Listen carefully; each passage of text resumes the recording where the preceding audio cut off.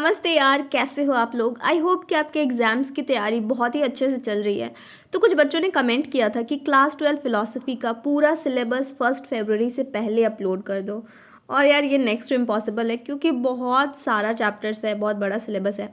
और मेरे को इसलिए बुरा लग रहा था कि मैं आपका हेल्प नहीं कर सकती हूँ, सारे चैप्टर्स अपलोड नहीं कर सकती हूँ। तो मैंने सोचा कि कुछ ऐसा करती हूँ जिससे आपके एग्ज़ाम्स में थोड़ा सा तो हेल्प मिल ही जाए आपको। इसीलिए इस वीडियो में हम डिस्कस करेंगे 10 ऐसे टॉपिक्स को जो फिलॉसफी के बोर्ड एग्जाम्स 2021 के लिए काफ़ी इंपॉर्टेंट है। तो यार आपको लगा कि मेरे को इंपॉर्टेंट टॉपिक्स कहाँ से पता चला, तो मेरे को important topics last 10 years analyse करके पता चला है। लास्ट 10 ईयर्स में ये जो टॉपिक से क्वेश्चन आता ही आता है, लगभग हर साल आता है।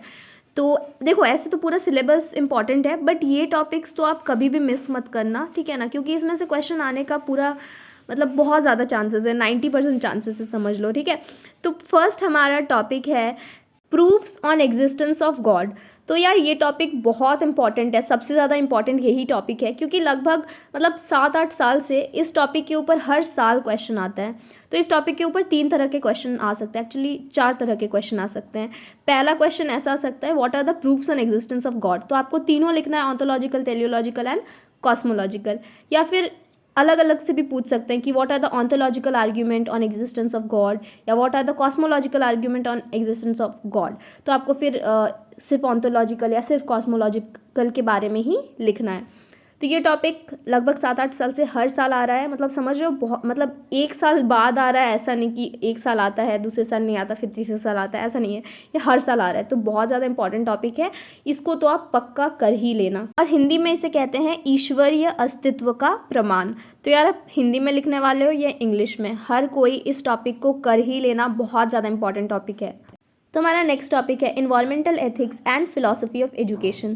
तो इन दोनों टॉपिक्स में से कंपैरेटिवली ज़्यादा क्वेश्चंस आता है इन्वायरमेंटल एथिक्स के ऊपर। वैसे तो ये दोनों टॉपिक्स इंपॉर्टेंट है, काफ़ी इंपॉर्टेंट है, ठीक है ना। पिछले साल इन दोनों टॉपिक्स के ऊपर ही आया था क्वेश्चन, इन्वायरमेंटल एथिक्स के ऊपर भी आया था और फिलॉसफी ऑफ एजुकेशन के ऊपर भी आया था। तो इन दोनों टॉपिक्स को आप बहुत ही अच्छे से कर लेना। सो हमारा नेक्स्ट टॉपिक है रैशनलिज्म। ये टॉपिक काफ़ी इंपॉर्टेंट है, पिछले कई सालों से ये टॉपिक आता है एग्ज़ाम में, सिर्फ 2014 में नहीं आया था, उसके अलावा हर साल ये क्वेश्चन आता है, इस टॉपिक के ऊपर क्वेश्चन आता है। तो इस टॉपिक के ऊपर कुछ तरह के क्वेश्चन बन सकते हैं। पहला बुद्धिवाद या रैशनलिज्म होता क्या है, या फिर इस तरीके का क्वेश्चन भी आ सकता है कि रैशनलिज्म यानी कि बुद्धिवाद और एम्पेरिसिज्म यानी कि अनुभववाद, ये दोनों में क्या अंतर है। तो ये टॉपिक काफ़ी इंपॉर्टेंट है, इसको आप पक्का तैयार करना। अब हमारा नेक्स्ट टॉपिक है एम्पेरिसिज्म। तो यार अगर गलती से रैशनलिज्म के ऊपर क्वेश्चन नहीं आया ना, तो एम्पेरिसिज्म के ऊपर पक्का आने वाला है। इसे हम हिंदी में अनुभववाद कहते हैं। तो यार ये रैशनलिज्म और एम्पेरिसिज्म, इसे आप दो भाई समझ लो, या रैशनलिज्म आएगा या एम्पेरिसिज्म आएगा। तो इस टॉपिक को भी पक्का आप तैयार कर लेना। नेक्स्ट है 4 noble truths and 8 fold path, यानी कि 4 आर्य सत्य और अष्टांगिक मार्ग। तो ये बुद्धिस्ट फिलॉसफी का टॉपिक है। तो इसमें से 4 नोबल ट्रुथ ज़्यादा इंपॉर्टेंट है क्योंकि पिछले कई सालों से 4 नोबल ट्रुथ के ऊपर क्वेश्चन आ रहा है। सिर्फ 2015 और 2016 में नहीं आया था, और 2015 में 8 फोल्ड पाथ के ऊपर क्वेश्चन आया था। तो टॉपिक है 4 नोबल ट्रुथ, इसमें से कैसे क्वेश्चन आते हैं। तो ऐसा क्वेश्चन आ सकता है कि what are the 4 noble truth. तो आपको चार जो आर्य सत्य है, 4 जो नोबल ट्रुथ्स हैं, वो आपको सारे के सारे लिखने हैं। या फिर ऐसा भी आ सकता है, what is the truth of suffering according to Buddha. फिर आपको पता है सफरिंग किस में बताया, फर्स्ट नोबल ट्रूथ में बताया बुद्धा ने, तो आपको फिर फर्स्ट नोबल ट्रूथ के बारे में ही लिखना है। तो इस तरीके के क्वेश्चन आते हैं इस टॉपिक से। सो नेक्स्ट टॉपिक है नेचर ऑफ इंडियन फिलॉसफी, या कह सकते हैं भारतीय दर्शन की विशेषताएं।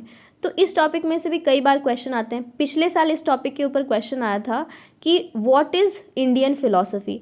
तो आप बोलोगे ये तो अलग हो गया, ये नेचर आप बोल रहे हो, व्हाट इज़ इंडियन फिलॉसफी, पर कहीं ना कहीं अगर आप ये टॉपिक पढ़े हो ना, तो फिर आप उस क्वेश्चन का भी आंसर लिख सकते हो। व्हाट इज़ इंडियन फिलॉसफी, तो आप लिखोगे उसका ओरिजिनेशन इंडिया में हुआ।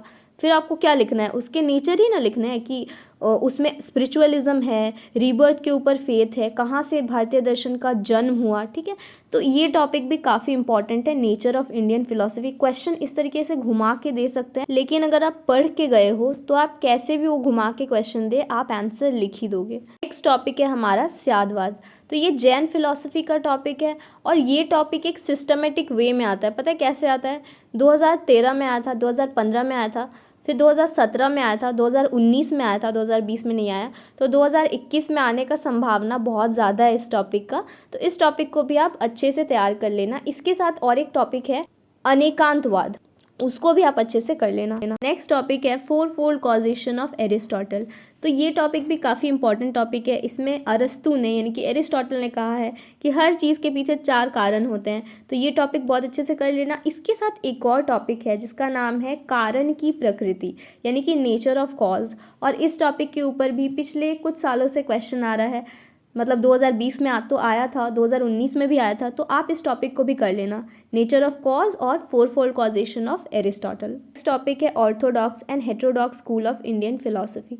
तो इस टॉपिक में से बहुत सालों से क्वेश्चन आ रहा था, फिर बीच में 2 साल यानी कि 2019 और 2020 में नहीं आया, पर चांसेस है कि इस साल आ जाए। तो इस टॉपिक को भी आप अच्छे से तैयार कर लेना।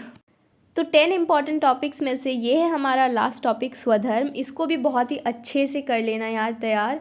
इसके साथ साथ 2 और इम्पॉर्टेंट टॉपिक्स है ब्रह्मा का स्वरूप यानी कि नेचर ऑफ ब्राह्मण और पुरुषार्थ। तो इन दोनों टॉपिक्स को भी कर लेना। तो यार ये थे कुछ टॉपिक्स जो कि फ़िलॉसफ़ी के बोर्ड एग्ज़ाम्स 2021 के लिए काफ़ी इंपॉर्टेंट है। ऐसे तो पूरा सिलेबस ही इंपॉर्टेंट होता है, पूरे सिलेबस से ही क्वेश्चन आने वाला है, पर ये जो टॉपिक्स है काफ़ी इंपॉर्टेंट टॉपिक्स है। और कुछ बच्चे ऐसे होते हैं जो शायद बहुत लेट में पढ़ाई शुरू करते हैं, शायद अभी तक शुरू ही नहीं किया होगा, ठीक है ना, या अभी फ़िलॉसफ़ी स्टार्ट कर रहे हैं। तो उन बच्चों के लिए ये वीडियो है कि आप पहले इन टॉपिक्स को कर लो, फिर बाकी टाइम बचेगा तो दूसरे टॉपिक्स करना। फिर जो बच्चे स्टार्टिंग से पढ़ रहे हैं ये उनके लिए भी है कि यार इन टॉपिक्स को इग्नोर मत करना, वरना पूरे साल से आप पढ़ रहे हो, आपका पूरा मेहनत बर्बाद जाएगा, क्योंकि ये बहुत ही इंपॉर्टेंट टॉपिक्स हैं। सो यार आई होप कि ये वीडियो आपको थोड़ा सा भी हेल्प किया है, और अगर थोड़ा सा भी हेल्प किया है तो यार कमेंट सेक्शन में बताना ताकि मेरे को भी पता चले। और थैंक्स फॉर वॉचिंग।